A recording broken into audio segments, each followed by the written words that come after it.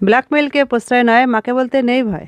তোমার মার মুখ দেখা আয়নাটা তুমি কোনোভাবে ভেঙে ফেলেছো, যা তোমার বোন দেখেছে, অন্য কেউ দেখেনি। তবে বিষয়টি মা জানতে পারলে তোমাকে শাস্তি দিতে পারে।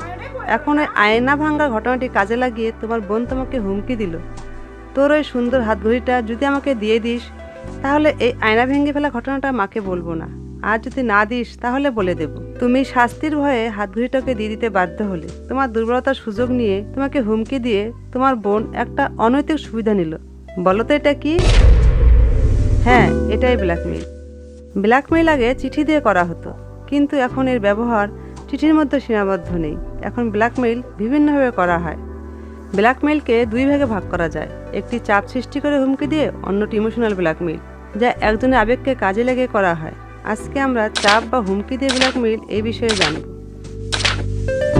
এই যে আয়না ভাঙা বিষয়টি আমরা দেখলাম, এটা পারিবারিক, কিন্তু আমাদের সকলেরই কিছু গোপন বিষয় থাকে যা বাবা মা, আত্মীয় স্বজন, বন্ধু বান্ধব, প্রতিবেশী বা অন্য কেউ জানতে পারলে হয়তো আমাদের লজ্জা লাগবে, সামাজিকভাবে অসম্মান হবে, বা বাবা মার কাছে বকা খেতে হবে।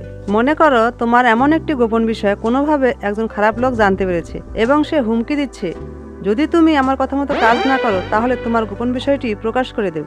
আবার এমনও হতে পারে কেউ তোমার ছবি সংগ্রহ করে কম্পিউটারে কোনো খারাপ ছবির সঙ্গে যুক্ত করেছে, অথবা তোমার কোনো ক্লাসমেট বা একসাথে প্রাইভেট পড়ো এরকম কোনো ছেলের সাথে তুমি কথা বলছিলে, কেউ হয়তো তা দেখে ফেলেছে, বা মোবাইলে ছবি তুলে তোমাদের সম্পর্কটাকে তোমার বাবা মার কাছে বা ইন্টারনেটে বাজেভাবে উপস্থাপন করার ভয় দেখিয়ে তোমাকে তার কথা মতো কোনো কাজ করতে বলছে।